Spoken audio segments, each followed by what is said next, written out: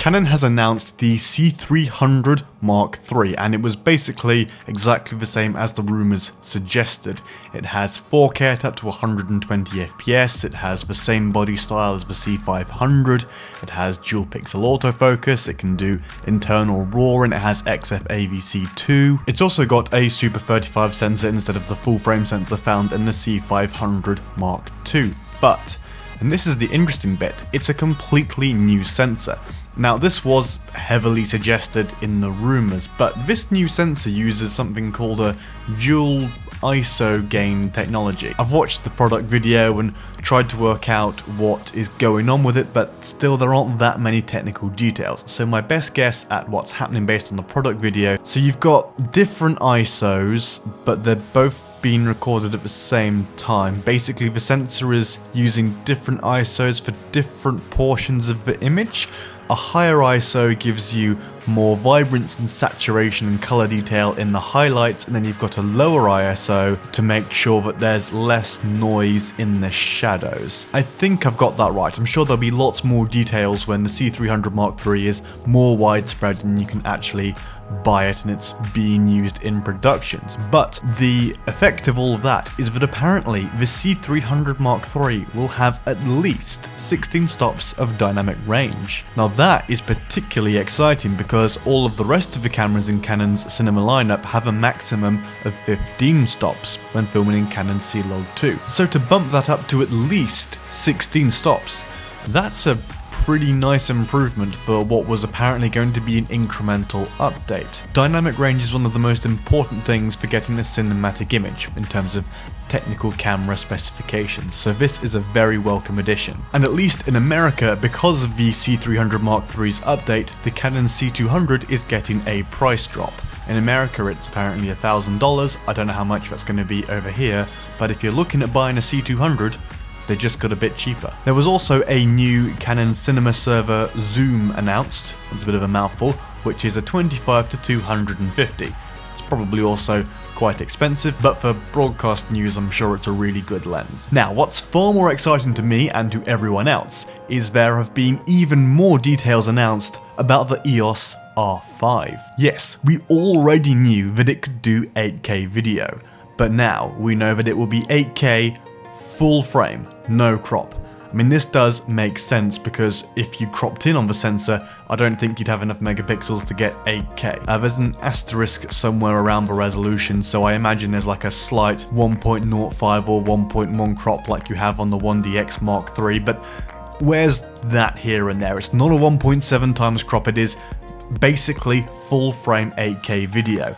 And if that's not enough, it's 8K RAW. Yes, an EOS mirrorless R series camera is getting 8K RAW video. Now, we still don't have a full spec list, so I don't know if that's 4K RAW video as well. Maybe, maybe not. I'm really hoping for some 4K RAW video because as cool as 8K is, the file sizes are going to be massive. As far as the new Canon Cinema Series cameras go, they can record RAW internally in either Cinema RAW Lite or the normal full-size Cinema RAW. The thing is, there's no mention of any Cinema RAW codec in these EOS R5 details. Now, it could be there, it's just been admitted as a technical detail, but that might mean that it's going to be using the same RAW recording as the 1DX Mark III. The 1DX Mark III records its RAW in CRM files, which are not very small. In fact, they're extremely large, and that's only for 5.5K. To give you an idea of just how much data the 1DX Mark III gets through, if you had a 256GB card, that would last for 13 minutes. 13. That means for effectively 1 terabyte worth of data, you would have less than an hour of footage. And as there's no mention of Cinema RAW Lite coming to the EOS R5, I am wondering if that's going to mean 8K CRM RAW files. You're going to get even less than 13 minutes of recording time on a 256GB card. To be honest, I wouldn't be surprised if you got less than 10 minutes. So I'm not sure how usable that will be. if you're going to be shooting most of your projects in 8K RAW, but if you don't want to shoot RAW, there are other options. If you're prepared to drop down to H.265, then you can have 10-bit 422 in Canon log. Whilst that's not going to have the same quality as RAW, you're going to use way less space if you shoot in that codec than if you shoot in RAW. So I imagine most of the 8K footage you see from the R5 will be using the H.265 instead of the RAW option. Now when it comes to 4K, I'm not entirely sure what the situation is. I know that like in 8K, it can also do H.265, 10-bit 422 in Canon log, and slow motion up to 120 FPS. But I'm not sure if it can do RAW internally. Apparently the R5 will support external recording at up to 4K at 60 FPS, but I don't know if that's RAW or not. If it isn't RAW, at least that means I can use my Ninja Inferno to get the maximum possible quality out of the camera. And yes, that does mean I do intend on getting one.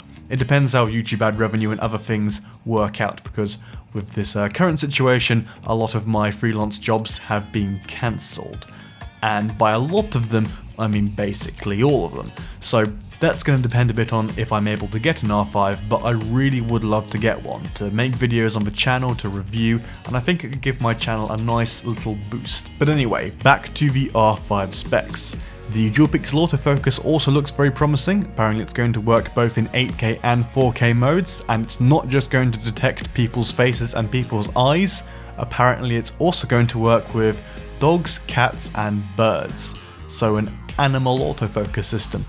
That's actually pretty cool, especially if you're going to be a wildlife photographer. And as I said before in my previous R5 videos, it's going to have in-body image stabilization. I don't know how much of a deal it's going to be because I've never used IBIS in a camera before, but I'm pretty sure that the R5 is going to be the first Canon camera to have an IBIS system. But that's going to be it in terms of camera announcements. I think they were pretty good. C300 Mark III is a very nice upgrade over the Mark II, and the EOS R5 is looking like it's going to be one of the most amazing cameras for video that's come out in the last several years. I am really excited to see what it's like when it's out, and I'm really hoping I'll be able to get one. I hope you enjoyed this video and you found it useful.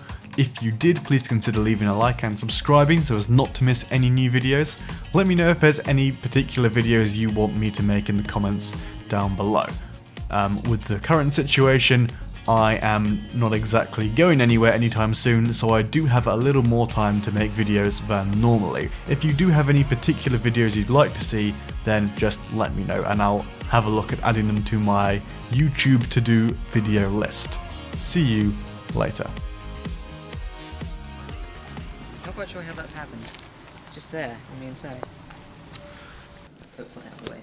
Like the rice. So in here we have a Tascam audio recorder that's got a bit wet. This is official Tascam drying procedure. Any of them has got is a 1.2 GHz dual core with 2 GB of RAM. They're very helpful. And the worst one has... So if she steps down there into the mask. This is focusing so well. No, come on. They got home at 3 in the...